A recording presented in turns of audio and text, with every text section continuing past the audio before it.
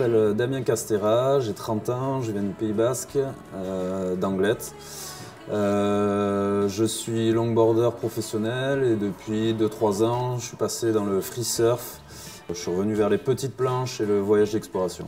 Donc j'ai préféré le free surf tout simplement parce qu'on est plus libre de faire ce qu'on veut, quand on veut, de choisir sa destination, de choisir les gens avec qui on part et la possibilité de se retrouver dans des endroits où il n'y a personne. Et la solution pour se retrouver seul au pic, c'est de sortir des sentiers battus, partir à l'aventure loin des plages à bikini bordées de terrasses où coule à flot la caipirinha. J'ai effectué mes premiers voyages entre 18 et 20 ans.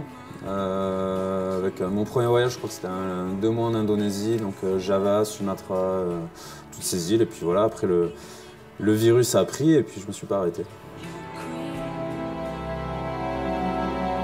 Si bien qu'il a fini par se retrouver dans un vieux coucou à survoler l'Alaska. Et là, pour le coup, c'est la destination pour ceux qui veulent vraiment être peinards. Je suis parti tout le mois d'août et le mois de septembre dernier en Alaska. J'ai passé le premier mois en fait, à visiter le pays.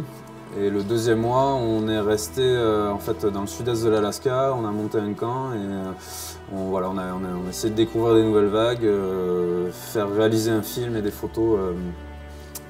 Donc c'est assez spécial parce qu'il y a des montagnes blanches couvertes de neige juste en fond, donc c'est vraiment magnifique.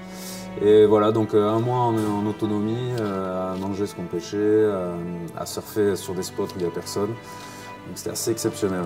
J'ai décidé d'aller là-bas parce que l'Alaska c'est un peu le dernier bastion en fait, qui est préservé au niveau du surf. Il y a je ne sais plus, 2 ou 3 000 km de côte.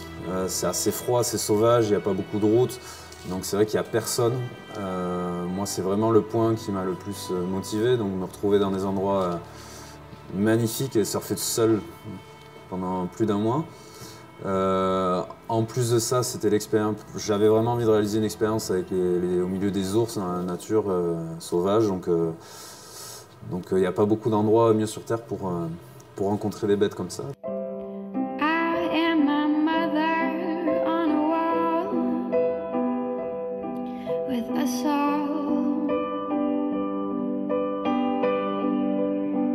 Au niveau des vagues, l'Alaska c'est assez varié. Il y a en face du campement, il y avait un beach break qui faisait une bonne centaine de kilomètres, donc vraiment des grandes plages avec des forêts de sapins, d'épicéas, c'était vraiment magnifique. Donc là c'est des beach breaks un peu comme dans les Landes avec des tubes, des pics partout.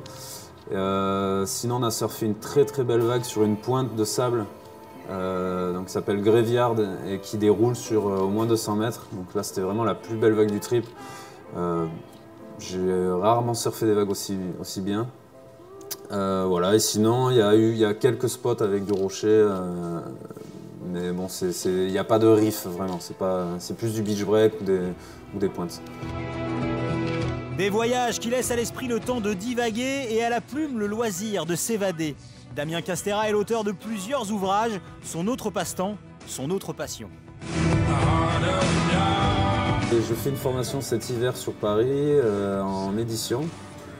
Donc pour apprendre à être éditeur ou à travailler en maison d'édition. Voilà, c'est quelque chose qui me botte depuis quelques années. Là j'avais un peu le temps entre 2 voyages.